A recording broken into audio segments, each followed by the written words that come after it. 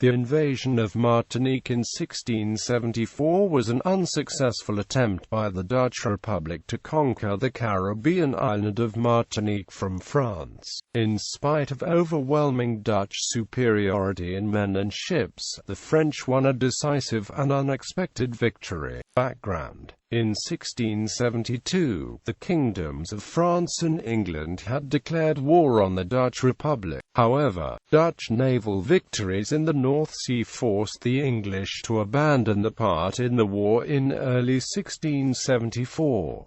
The Dutch could now direct all of their considerable naval strength against the French, and they decided to attack Martinique, the headquarters of the French colonial venture in the Caribbean. The Dutch believed that the capture of Martinique would enable them to quickly conquer France's other island outposts and rebuild their own war-ravaged network of Caribbean plantations, giving them dominance of the entire Lesser Antilles island chain. To achieve these aims, the Dutch assembled a powerful invasion force under Admiral Michiel de Ruyter, widely regarded as the greatest naval commander of the age, whose crushing victories had driven the English out of the war. Under his command had sailed a fleet of 18 major warships, including his 80-gun flagship decisive and Provincienne, plus 36 smaller support ships and troop transports, and an invasion army of 3,400 soldiers. The young Count of Starn was appointed to lead the ground forces and designated to act as military governor, but the assault was entrusted to the Count of Horn, the Dutch Republic's top siege warfare commander. Martinique was defended by a semi-professional militia consisting of 2 companies of cavalry and a dozen infantry companies, with a theoretical strength of roughly 2,000 men. However, the defending French commander, the Marquis de Bars, miscalculated by concentrating his forces to defend the seat of government at Saint-Pierre in the north of the island. De Ruyter chose instead to attack the main anchorage at Fort Royal on the west coast. The anchorage was defended by a fortified citadel, manned by the local militia company, and by the warship Les Jeux under Captain Thomas Claude Renard. While they could expect some additional assistance from the captains and crews of the merchant ships in the harbor, however, most of these were uncertain military assets. The Fort Royal Militia Company could only muster around 100 men, of whom a quarter quickly deserted, including the captain. Only one of the merchant ships, the Saint Eustache, carried any notable armament. The citadel was little more than a set of wooden palisades around a steep-sided promontory, with 2 unfortified artillery positions at the water's edge. A modest battery of 4 guns pointed outwards from the promontory's southern tip to sweep the outer roadstead of Fort Royal Bay, a larger emplacement of around a dozen cannon commanding the sheltered anchorage to its east. The most significant military presence was thus the warship Les Jeux, but this was a small frigate barely 100 feet from boat astern, armed with just 28 cannons, and carrying a crew of only 150 men. Battle. The Dutch fleet arrived off Martinique on the afternoon of the 19th of July 1674, but calm conditions prevented them from starting their attack that day, and allowed the French to make hurried defensive preparations. 2 merchant ships were scuttled as block ships to impede the deep water channel leading into the anchorage, and a defensive boom was set across the entrance of the inner harbor. The veteran adventurer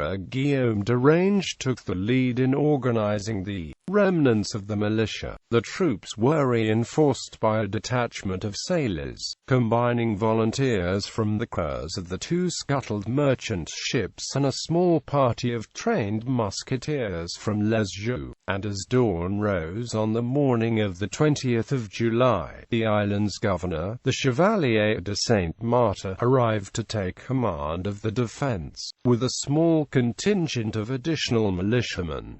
Even with these reinforcements, his defending force consisted of barely 160 men. The Dutch attack began around 9 o'clock, with a cannonade by the ships, followed by the first wave of soldiers in a flotilla of open boats. Rather than attacking the harbour directly, they rowed into the largely undefended bay beneath the steep cliffs on the west side of the fortress, coming ashore around 11 o'clock on the beach where the civilian settlement was located, but the defender fired down from the heights of the fortress, injuring the Count of Styrum. Popular accounts claim that many of the Dutch troops lost their discipline as they landed, and simply looted a warehouse full of rum, but the commanders rallied the remaining men, and prepared to assault the fortress.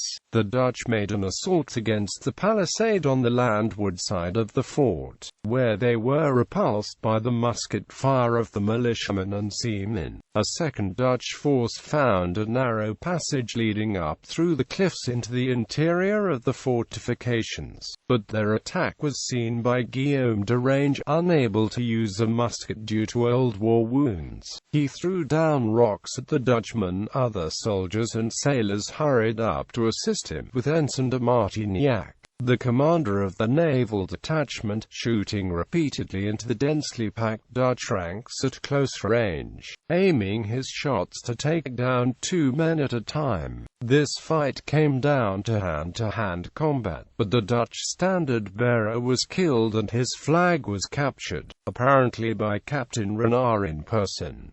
The Dutch retreated in some disarray, but in the afternoon, they renewed their attack. First, they tried to force the anchorage directly with an attack by frigates, but their advance was stopped by the sunken block ships, and the ships were caught in enfilade between the gun emplacements of the fortress on the west, and the broadsides of Les Jeux and Saint-Eustache in the sheltered inner harbour on the eastern side. When the ships retreated, the infantry attacked against the fortress again, but they found themselves under a devastating artillery fire. Captain Renard had brought Les Jeux close in short to rake their advancing ranks with broadsides of grape shot, and he had deployed the ship's 6 swivel guns in the fort to fire directly into their attacking front. After several hours of unsuccessful attacks, Admiral de Ruyter gave the signal to retreat. The Dutch conceded 143 fatalities and 378 seriously injured personnel. The French had suffered only 16 casualties in total, including the wounded, but they were short on ammunition, and they believed that the Dutch would soon renew their assault. Saint-Martin abandoned the fort and ordered the ships to be burned. The remaining merchantmen were duly set alight, but Captain Renard decided to ignore the governor's orders for as long as possible, waiting anxiously aboard Les Jeux all night. Early in the morning, the lack of any evidence of activity around the Dutch beachhead prompted him to send his first officer to investigate. He discovered that the Dutch had withdrawn back to the ships during the hours of darkness and the fleet was already sailing away, leaving only a few of the casualties,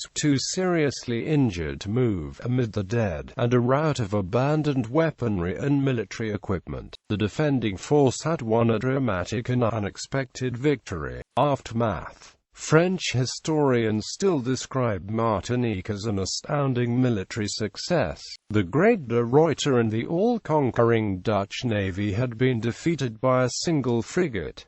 Martinique would remain French. Captain Renard was rewarded with the grand noble title of Marquis d'Amblemont. He would later return to Fort Royal as Governor-General of the French Caribbean. The humiliated Dutch fleet retreated back across the Atlantic, their combat losses compounded by the ravages of sickness. Their ambitions to expand the colonial empire in the Americas were permanently stalled, leaving them with only Suriname and the Netherlands Antilles. Modern historians of 17th-century Dutch naval power sometimes chose to avoid mentioning the campaign at all.